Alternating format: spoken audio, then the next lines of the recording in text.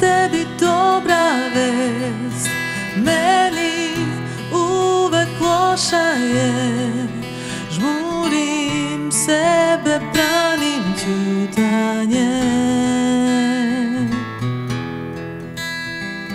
Od tebe još juče otišla sam, od mene ti si mnogo, mnogo pre, al prošlost nikad lako ne umire. Za 20, 30 nekih godina, ako te zavara hodnik vremena, pronađi me kad bude nevažno sve i uveri me da sve to što bolelo je, vredelo je. Srdečno ki me pozdravljam od Obavi od Белград, ki bi ga najvam slednjo sogovornika v serialu Tilana Luka World Wide. Повторно некако се вртиме на кај музиката. Чисто задоволство ми е за соговорник да имам дамата која што многу години екзистира на српската музичка сцена. Инаку таа е текстописац, композитор и секако филмски продуцент, оно што е битно, родена во Ниш.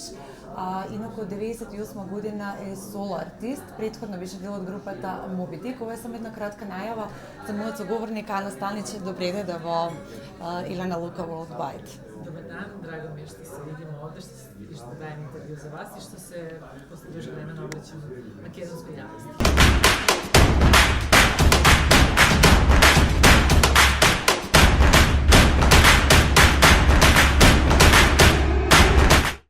Pa jeste, 2019. sam imala puno sam radila, imala sam tu moju pop simfoniju u Beogradu krajem 2019. i to se nastavilo čak i početkom 2020.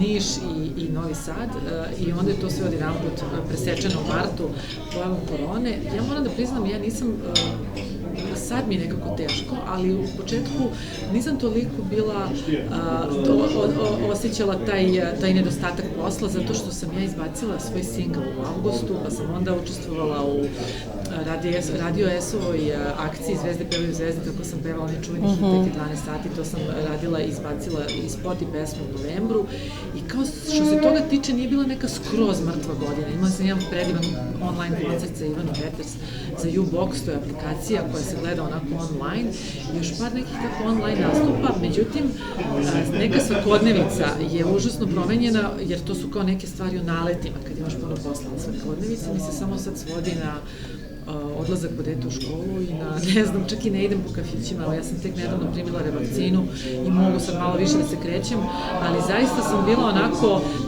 najviše mi smeta taj nedostatak tog društvenog, to je socijalnog života, viđanje sa ljudima, druženje, to mi najviše nedostaje. I fluid sa publika, во секој случај. Apsolutno, ali kažem, ja sam s neke strane imala, nisam bila lenja, odnosno bila sam produktivna kada je u pitanju nova muzika,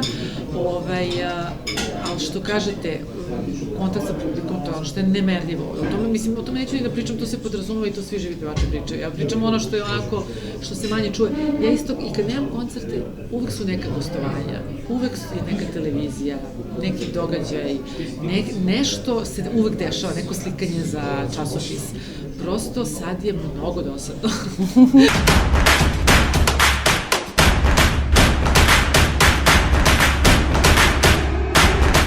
Pa sve njemu jasno, recimo 9 godina, on to nekako klici preživljavaju na drugi način, ne vidim u tome ništa dramatično, njegov život se ne mnogo promenio, on sad sledeći dalje u školu, samo je kraće, tako da nema prašenja koga ga završi pravo. Ne, totalno, za divno čudo je to barem on nije pod stresom, ja sam bude odmah pod stresom.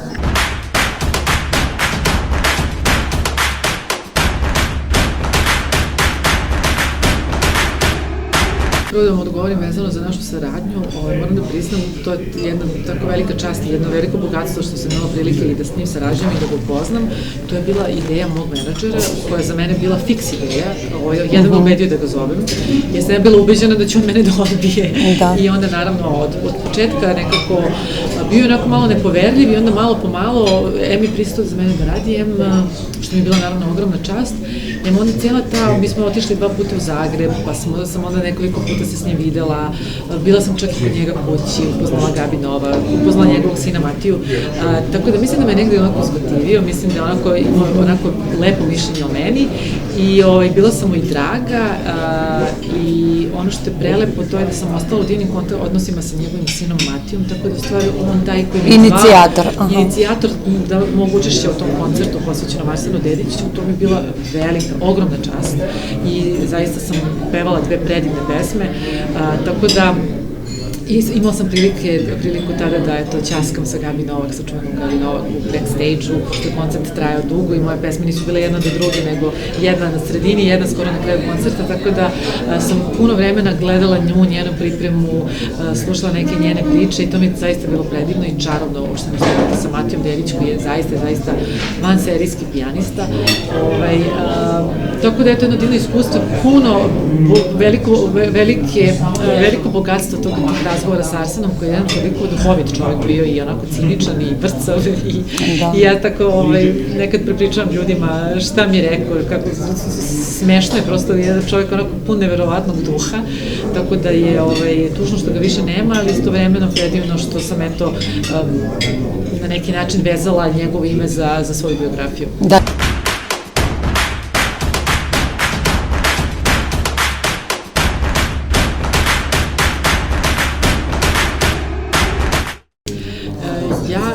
Meni gitara toliko imam blizak instrument, ali ne mogu da kažem da osjećam tu ljubav koju osjećam prema violini, iako violinu uopšte više ne znam da sviram. Violina je toliko težak instrument da jednom kad prekineš da je sviraš, ti izađeš iz forme nenormalno brzo i u stanju si onako posle par godina nesviranja, maltene u startu zvučiš ko ne baš početnik, ali loše. Tako da, nažalost, ja sam posle nakon tih 6 godina završene niže muzičke škole za violinu odlučila da ne nastavim, već sam krenula u gimnaziju i nije bilo realno da sad idem paralelno i u srednju muzičku i moram da priznam da mi je to odvajanje od violine onako bio jedan emotivan trenutak u životu i užasno mi je, god ona meni sad ne koristila u životu, bilo bi 20 puta praktičnije da sam svirala klavir ili gitaru muzičku i toliko mi je, kažem, drago što je ona na neki način formirala u nekoj meri moj odnos prema muzici, prema tonovima i da, onda se desila ta gitara, koja je u stvari meni bila, dok sam ja svirala violinu, meni gitara bila da je naučim užasno laka,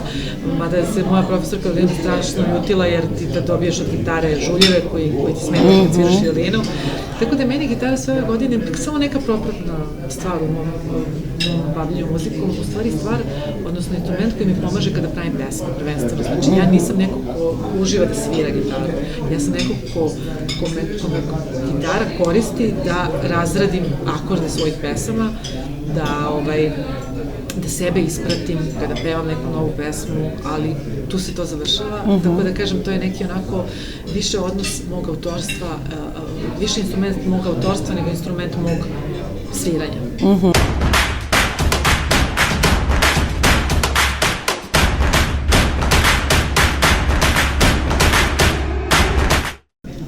Apsolutno da si solo, ja sam solo igrač, takav sam prosto tip, veliki sam, kako se kaže, individualac i ne funkcionišem dobro u timu. Mislim, ne da ne funkcionišem dobro u timu, nego ne mogu baš onako da loše stojim sa autoritetima, tako da je u suštini spremna sam da ponesem odgovornost na svojim leđima, spremna sam da odgovaram za svoje greške, spremna sam da isto tako budem najzaslužnija za svoje uspehe, prosto takav mi je neki, tako sam se rodila. Takav sklop, da. Takav mi je sklop i to sam kao vrlo mlada otkrila, na primjer, pokušala sam da treniram neke ekipne sportove, nisam se nalazila u tome, uvijek sam nešto bila isfrustrirana, kad radim nešto sama, neki sport koji radim sama, tu se osjećam kako treba, znači prosto neko se rodi za ovo, neko se rodi za ono, daleko od toga da nisam timski igrač kad su u pitanju moji odnosi sa kolegama, odnosi sa, ne znam, muzičarima, znači da me neko ne shvati, da nisam neko druželjubivo biće ili da sam neko ko se ne slaže lepo s ljudima. No si perfekcionista, Vanika Ravić. Nego kad je u pitanju koja je to moje autorstvo i uopšte nešto što se dam skroz, tu volim da sam sama. Tako da, osim ogromnog iskustva koje sam ponela iz grupe Moby Dick i nekih lepih trenutaka, jedne velike škole i jednog velikog... Ljubavi vremenja. Kako? i ubavi vriminja. Dobro, tako je. To je opet ipak za mene jedna prošlost i nešto što je u stvari mene uvelo u ovo da ću da se bavim muziku na način na koji se bavim i ne bih taj svoj razvodni put menjala, on me učinio takvom kakva sam danas, verovatno negdje i učvrstio moje uverenja, ali kažem ne bih više, drago mi je da to nije trajalo duže nego što je trajalo u svakom slučaju i da sam sa samo 23-24 godine uspela da se iskažem kroz nešto što je samo moje jer mi je to bilo važno.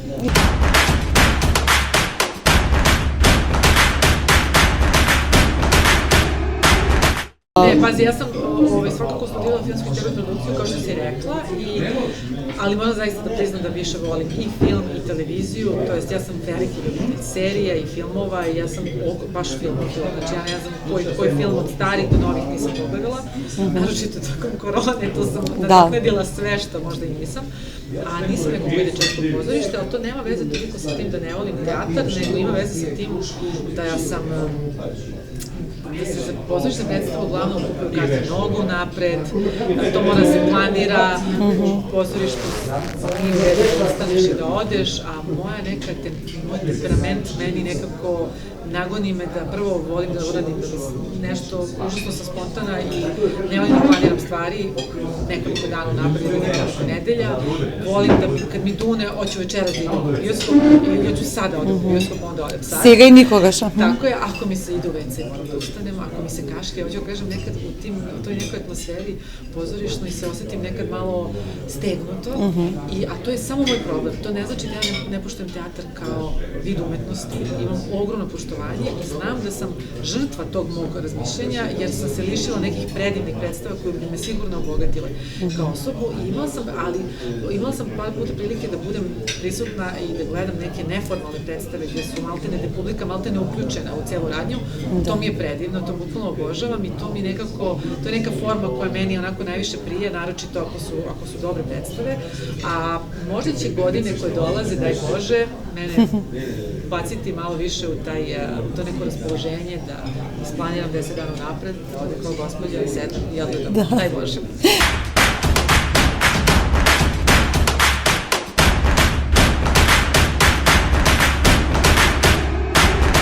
Pa, ne, da li je sad to magija, to je isto neki kao neka stvar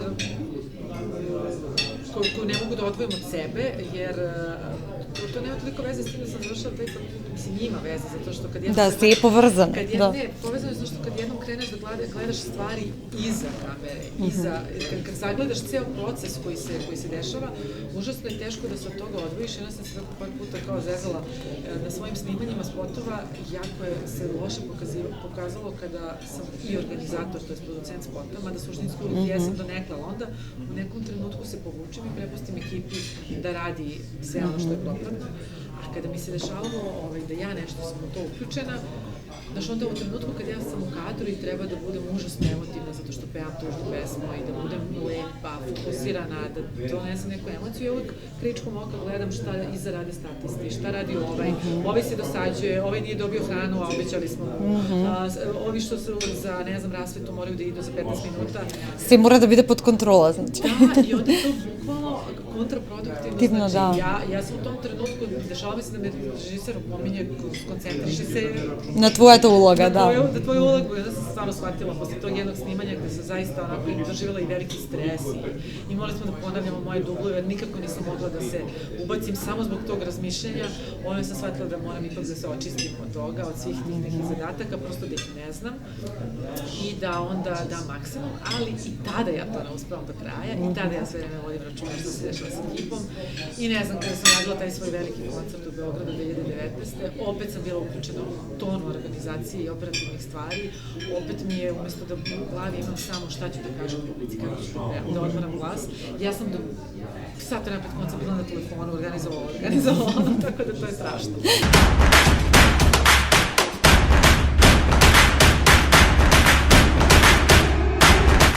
Nisam neko voli da eksperimentiš, moram da priznam, ja sam onako držim klasike i volim kad se pojavi trend, nešto što je trend i da ispratim taj trend u domenu detalja, ne u domenu... Ni postio koja cena.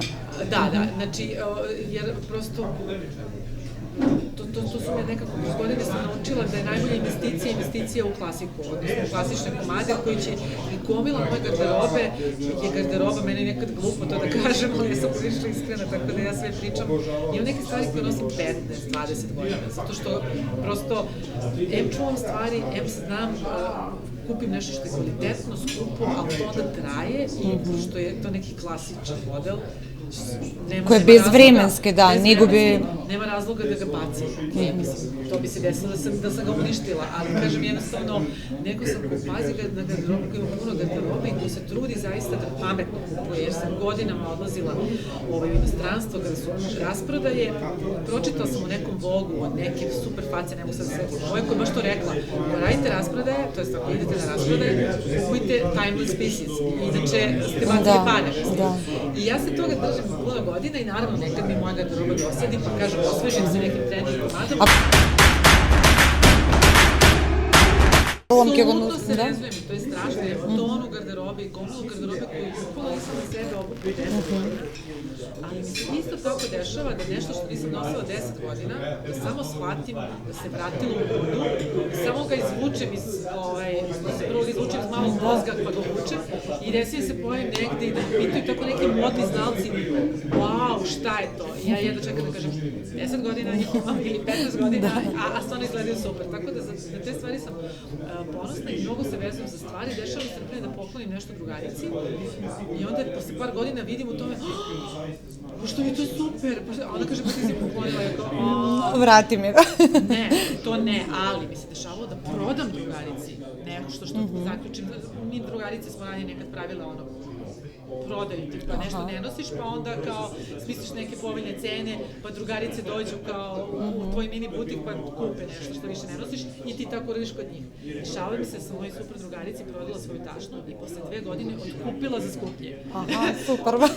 Zato što ona se me zezla, rekla ne, sad ćeš da mi daš više para, tako da ja sam pristala zato što eto, ja sam to u impulsivnom trenutku shvatila da mi ne treba, onda sam shvatila da mi ipak treba. Znači, užas.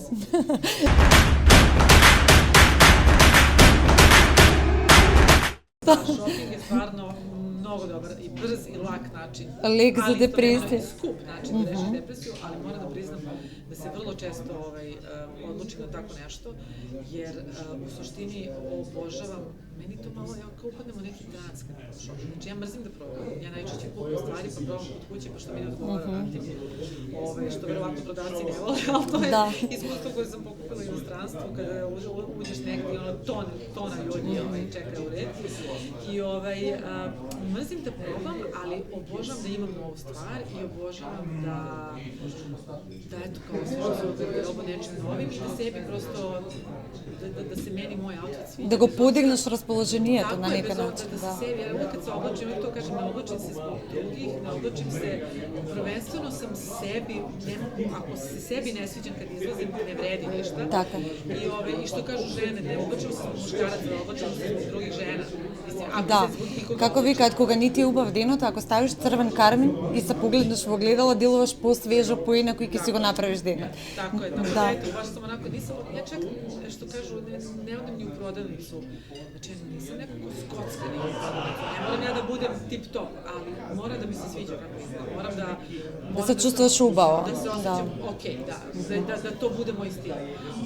Ali naravno, nema, s druge strane, nema veće terapije, nego što je pretočiti neku tugu i neko nezadovoljstvo u pesmu. I sve moje pesme, većina mojih pesama, naročito onih sa tužnim tekstovima, jesu bile terapija za neka moja teška stanja, jako emotivna stanja i to je onda stvarno katarza. Kada to izbaciš iz sebe i kada to posle čuješ, zaista zvuči glupo, ali nekako si to iz sebe izbacio i bude ti lakše. Polesno ti je, da. Da, i zato se ja strašno povezujem sa mojom publikom, zato što ja toliko imam iskrene pesme i tekstove da kada oni to dožive na tako iskren način i tako duboko, mi se povezujemo i mi se na neki način razumemo i zato zaista imam kao jako, jako lep odnos sa svojom nekom starom, vernom publikom. Tako.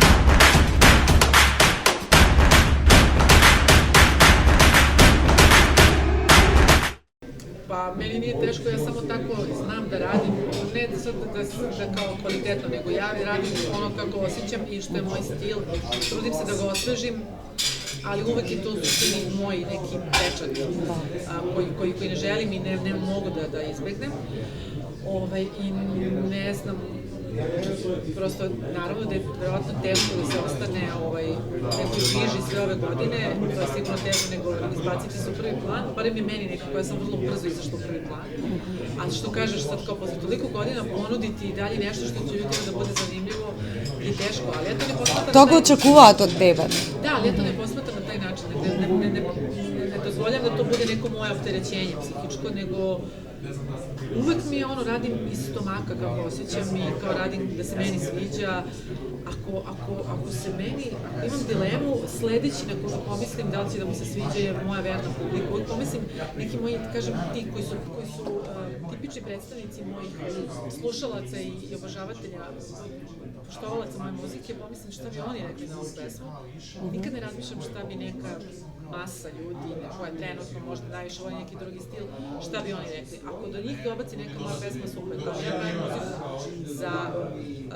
da sebe zadovoljim i da zadovoljim, kažem, tu neku... Ti koji što se na ista frekvencija sa tebe, da. I tu neku publiku koji se ja obraćam, što kažeš, koji su na istoj frekvenciji i možda je to moja formula, možda oni to prepoznaju oni ostali i na neki način me to drži prisutnom na sceni sve ove godine.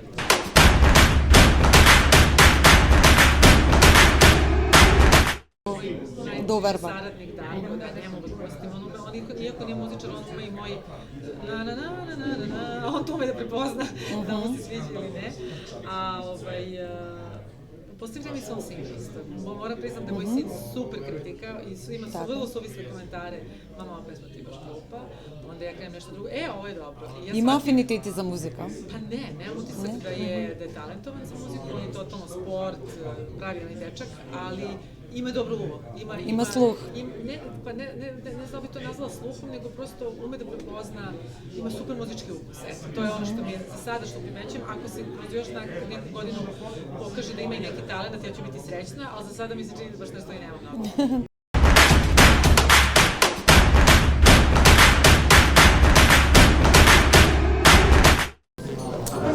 Pa ja se stvarno divim ženskoj preduzimljivosti, divim se ženskoj hrabrosti, divim se ženskoj sposobnosti. Uvijek sam se lakše povezivala sa ženama koje imaju neki svoj talenat ili neku svoju pasiju. Znači to ne mora da bude, nemam neke preterane zajedničke crte sa nekom surovom biznis ženom koja samo grabi. Znači, nego ja prosto cenim žene koje imaju strast, šta god ona bila, i koje tu strast, ne po svaku cenu, ali sa velikom snagom i entuzijazmom guraju i puštaju da ona diše i guraju je, nameću je sebi, svojoj okolini i izgaraju za to. To je ono čemu se divim, to onda najčešće i budu te neke uspešne žene ali divim se i takvim muškarcima, moram da priznam. Tako da nisam neki ženski feminista, ali sam isto tako neko koga užasava pomisao da bi neko od žene očekivao, na primjer, da ne radi, ako ona to tako ne želi, da mora da bude, da se posveti samo, recimo, ona porodici, a ona, na primjer, nije taj tip. Ako je taj tip, super, ali ako nije, ne volim da neko to podrazumeva i očekuje. Tako da sam, apsolutno, ako imaš strast, ako imaš energiju, ako imaš neko znanje i neki drive koji te vuče, ne sme niko u tome da te заключи. Так, да те успори во сето тоа. Да. Кога сме кај жената која што веќе во втората деценија влегува со својот моден бизнис, станува збор за Елена Лукова, е подарок од нашата собственичка, која што навистина жена за поздрав, хуманист, која што има фондација, исто така се занимава со мода. Драго ми е што сама ги избра парчињата од онлайн шопот Елена Лука. Се надам дека ќе ти се допадне подарокот и секако ова е една официјална покана од Елена Лука за тебе во Македонија. Mnogo vam hvala, stvarno jedva čekam da ovaj komad obučem i zaista takve žene su divne i divne da postoje i drago mi je što baš i što je humanista i što ima toliko stvari kojima se bavi.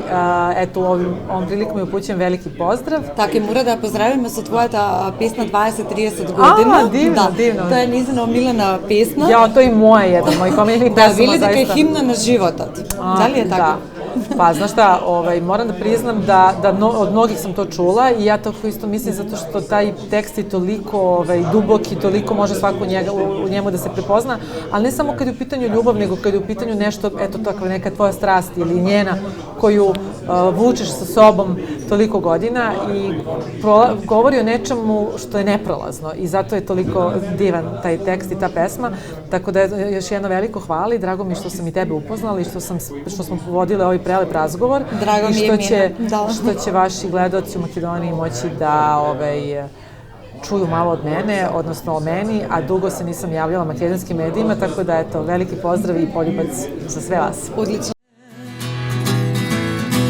Za 20-30 nekih godina, ako te zavara hodnik vremena, pronađi me kad bude nevažno sve i uveri me da sve to što bolelo je u stvari vredelo je, jer sam ti jedino ja između stvarnog i sna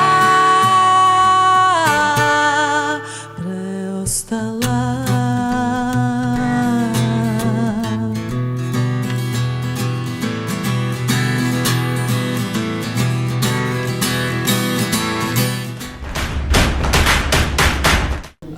Makedonsko devojče, obožavam tu pesmu. Obožavam gomilu makedonske, Kališ Breanđo, mnogo makedonske muzike baš volim, jako nisam kafanski tip, a kada je bilo pre godinu ili 2 dana, pre 2 godine, neko veče makedonske kuhinje, zvali su me da budem gost i veruj mi, ja koja nisam kafanski tip, ja sam se uhvatila za mikrofon i otpevala Kališ Breanđo, u punoj kampani. Zato što obožavam i sve kao neko ko je rođen u Nišu, mada nisam puno tu živela, ali to je neka moja baza, da kažem. Tukaj se genite, da. Tako je, i paprike, paradajz, sve to, ajvar, sve na temu paprika, bukvalno obožavam. Tako da sam ja, recimo, te večeri em uživala u hrani makedonskoj, em sam uživala u makedonskoj muzici. I zaista volim sve, puno toga, a naročito taj vaš muzički red. Odlično. Ana, ti благодарам за odvojeното време и се гледаме наскоро во Скопје. Nadam se ja pa. Za 20-30 nekih godina, ako te